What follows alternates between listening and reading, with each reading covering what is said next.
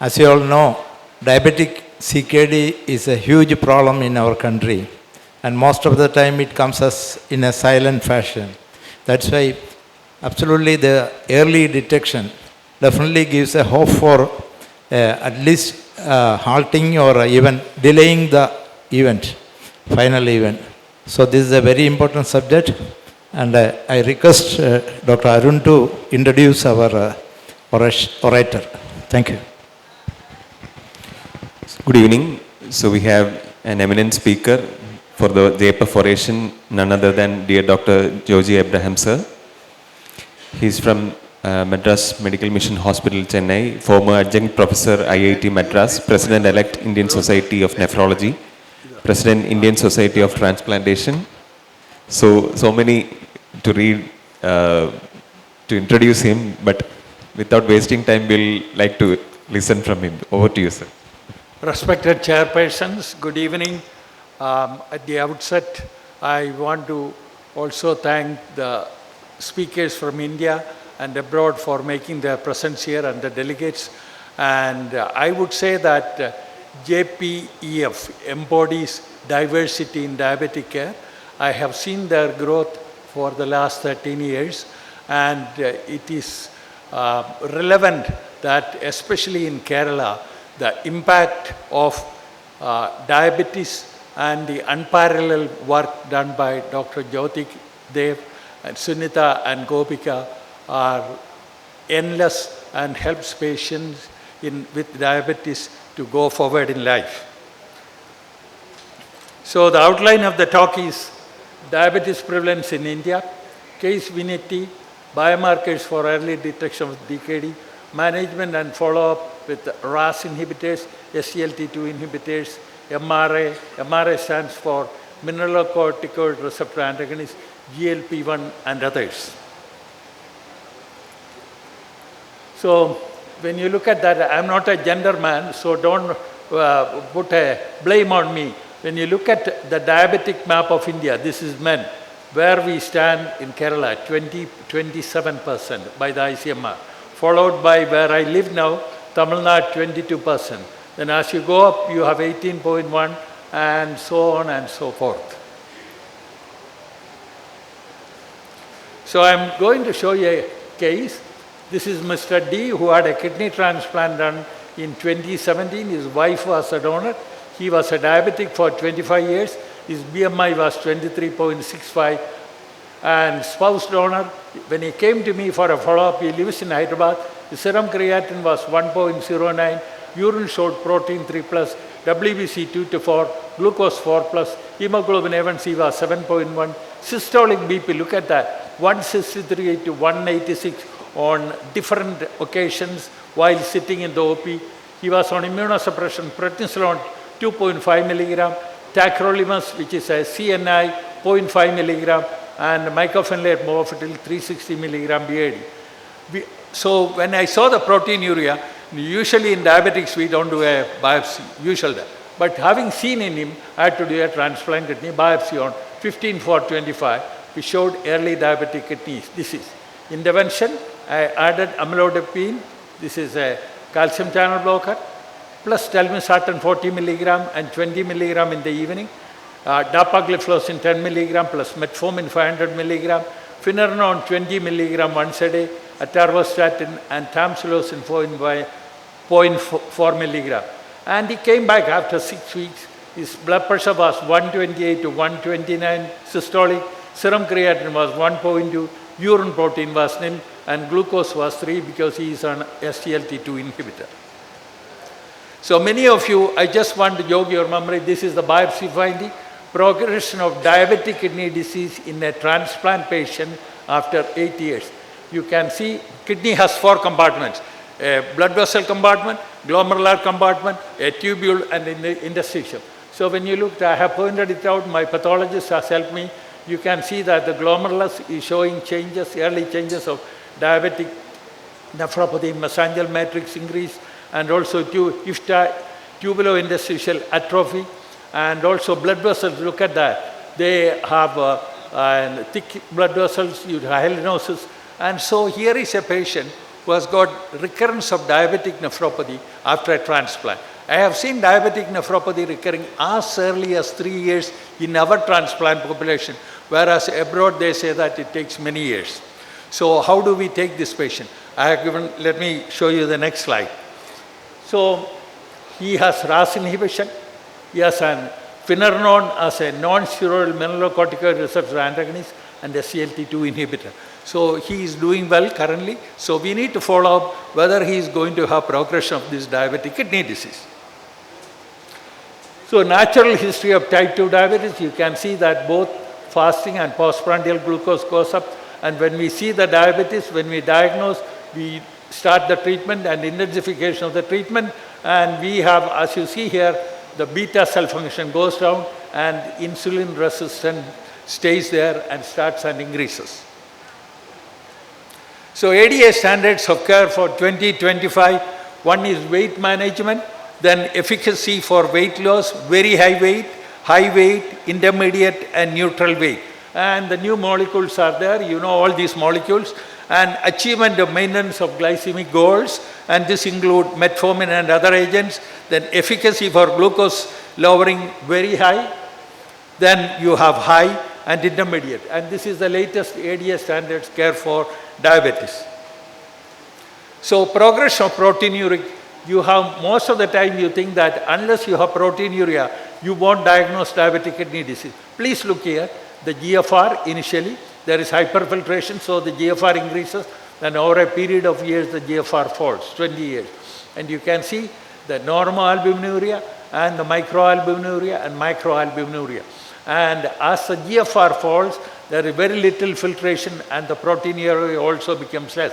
Whereas in non-proteinuric kidney disease, diabetic kidney disease, which is seen in us 10 to 40% of the patients, there is no significant proteinuria. You can see that urine albumin creatinine ratio is hardly increasing and the GFR falls. We do not know the etiology of non-proteinuric kidney disease. So now, let's go to the early markers. Urine adenine creatinine ratio is a marker of diabetes. Not far from here, there is a place called Nagarcoil. One of the best nephrology scientists who works in America, his name is Kumar Sharma. He hails from Nagarcoil. And he believes strongly that he works in San Antonio.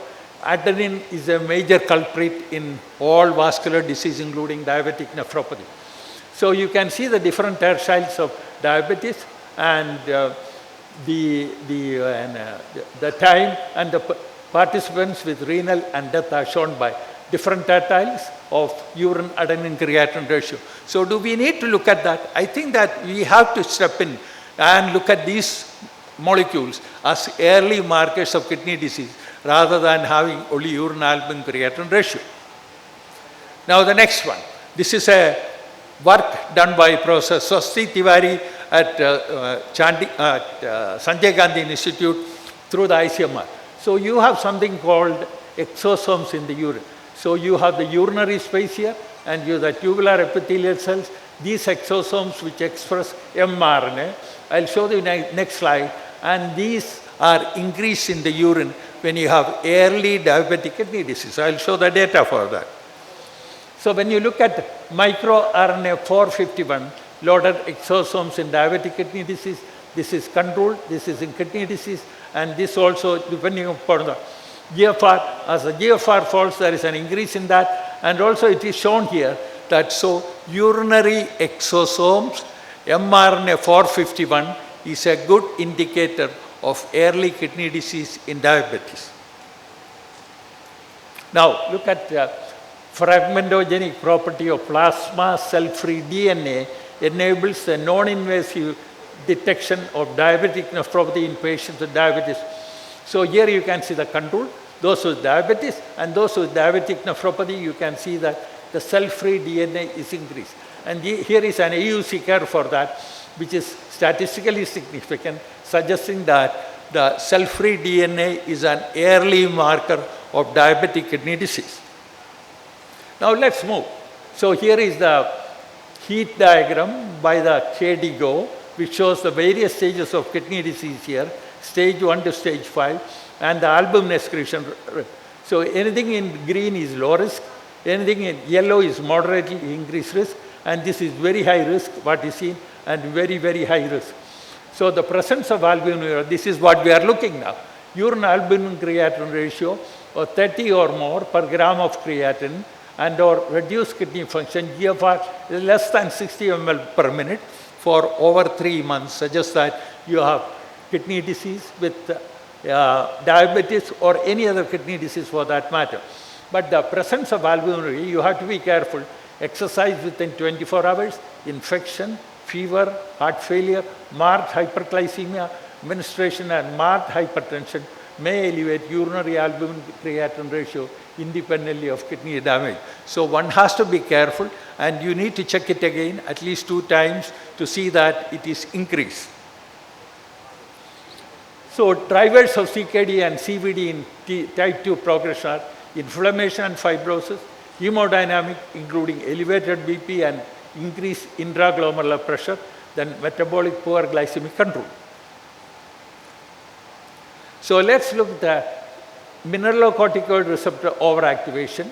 We have aldosterone, we have cortisol, and oxidative stress. And in kidney and heart diseases, the mineralocorticoid receptor pathway becomes overactivated through multiple mechanisms. So what does it lead to? It leads to tubulointerstitial kidney damage, glomerulosclerosis, mesangial expansion, and glomerular hypertrophy. So when you look at this complex slide, despite available treatment options for patients with CKD and type 2 diabetes mellitus, a high residual risk of adverse clinical events remains. So the hemodynamic control, the renal study, and then you IDND study, you have the CREDENS study, you have the DAPA-CKD dye, and EMBA. All these suggest that there are molecules such as SGLT2 inhibitors are beneficial in reducing or in slowing down the progression of chronic kidney disease in diabetes. So what is finerenone? It's a bulky non-steroidal selective mineralocorticoid receptor antagonist shown there. Structural properties, bulky, potency against mineralocorticoid receptor 3+, selectivity 3+, and half-life is only 2 and 3 hours. And so it is found to be high selectivity. Finerenone showed lesser risk of breast-related side effects and short half-life, no metabolized, lower rates of hyperkalemia. So all these studies, that is Fidelio DKD, Figario DKD, Fidelity, they all showed that use of mineralocorticoid receptor antagonist, which is non-steroidal, has helped in kidney protection as well as heart protection, and also in reducing proteinuria. So when you look at the numbers, the largest numbers were with Fidelio DKD and Figaro DKD, and in patients with CKD and type 2, and patients with CKD plus minus type 2 diabetes. So finerenone reduced urine albumin creatinine ratio by 32% between baseline and at month 4 versus placebo. It is shown here. So when you look at the horizontal axis, this is time, and the vertical axis is the urine albumin creatinine ratio. This is placebo, and this is finerenone. So Fidelity SGLT2 subgroup analysis, consistent cardiovascular and kidney benefits, and improved urine albumin creatinine ratio irrespective of baseline SGLT use. So on the left-hand side favors finerenone, and cardiovascular composite, kidney composite, hospitalization for heart failure, and all-cause death. So when you look at the right-hand side, you can see that when you use only finerenone without baseline SGLT2 inhibitor, the reduction was 31%. With combination, it was 37%. So this is the confidence study. I won't go into detail. I will tell you what has happened. In confidence study, the hypertension was present in 88%, atherosclerotic cardiovascular disease in 28%, and diabetic retinopathy in 16%. Co-medications were ACE inhibitors, ARB, GLP-1 receptor agonists, and Asians were about 46 in that study. Let's see what happened to them. So it very clearly showed that the combination produced much better effect compared to drug alone. So when you look at that, combination is in this color, and finerenone alone is shown in blue, and empagliflozin is shown in red. So what it suggests that combination of finerenone with SGLT2 inhibitor is much more beneficial in retarding the progression of kidney disease, in diabetic kidney disease. So I will skip this slide because I have already. So serum potassium, it's a concern for us. Will this patient develop hyperkalemia? I had 2 patients who developed significant hyperkalemia. So I stopped it, again re-challenged, and one of them developed again hyperkalemia with a fall in the GFR. His GFR was falling. So serum potassium elevations, 6 millimolar above, were common in patients simultaneously initiated on finerenone and SGLT2 combination therapy. So when you look at any adverse effect is shown there, color combination is blue, finerenone is green, I think, and empagliflozin. It's shown on the other side. So one needs to follow, anybody with a potassium above 5, do not initiate on finerenone. If after 2 weeks, if you find that the potassium level has gone up above 5.5, please stop finerenone. So because you may re-challenge again, but at the same time, as I said, I have had a patient who developed severe hyperkalemia, 6.5 with heart block. So I had to discontinue. But he had a fall in the GFR also. The stage of CKD came to nearly stage 4. So now let's switch over to the, what does we do or know about diabetic control? Lifestyle, healthy diet, physical activity, stop tobacco, and weight reduction. Then first line drug therapy is SGLT2 inhibitors. Then there is a study which was highlighted in the last American Society of Nephrology meeting in San Diego. I was there, I listened to that. They have given the margin of using dapagliflozin to a GFR as low as 10 to 40 ml per minute. So although the recommendation is not to use it at a lower GFR, say aim for a systolic BP of 120 millimeters, RAS inhibitor at a maximum tolerated dose, monitoring the potassium, statin-based therapy, moderate or high intensity insulin, and targeted therapies are shown here. Manage hyperglycemia as per KDIGO guideline, and diabetic guidelines including use of GLP-1 RA when indicated. Then use mRNA in MRI in people with diabetes and an indication for use. Then dihydropyridine, calcium channel blocker, and diuretic if needed to achieve individualized BP target. Then for cardiovascular disease, antiplatelet drug, ezetimibe, and PCK91. PCK91 is pro-protein convertase subtilisin kexin type 9 inhibitor. And steroidal mRNA are shown here. Now summary, diabetes patients with CKD have a high risk of heart and kidney outcomes, screen every year with urine albumin creatinine ratio. Mineralocorticoid overactivation is a treatment target for CKD patients. Finerenone shows cardiovascular and kidney benefits across a broad patient population regardless of antiglycemic treatment. Confidence trial showed finerenone plus SGLT2 treatment showed urine albumin creatinine reduction by over 30% within 14 days. And finerenone has demonstrated favorable safety and outcomes and an ease of use profile. Now, GLP-1 analog. When you look at that, what does it do? The kidney reduce the albumin and decline in GFR. So, decline in kidney function, this is semaglutide shown there. This is the GFR. GFR remained better with semaglutide compared to placebo. Now, sorry about this busy slide. KDIGO 2022 clinical practice for diabetes management, chronic kidney disease. Comprehensive care, initiate a multi-system approach for the management of patients with type 1, type 2 diabetes and CKD. Prescribe a RAS inhibitor, either ACE inhibitor or R to patients with type 1 and type 2. Initiate SGLT2 inhibitor in patients type 2 diabetes, CKD and eGFR more than 20 ml per minute. Use mRNA inhibitor in patients with type 2 CKD with elevated albumin creatinine ratio over 30 milligram per gram. And glucose lowering therapies, use metformin in patients with type 2 DM and CKD. use a long-acting. Recently there is a publication in American Journal of Kidney Disease. We are all traditionally taught that do not use metformin if the GFR is 30, less than 30. But they have used placebo-controlled study using metformin in patients with CKD whose GFR was less than 30, provided the bicarbonate is reasonable, and found that the mortality rate was much lower cardiovascular in those who were taking metformin compared to the placebo group. So use a long-acting GLP-1 agonist in type 2 and CKD.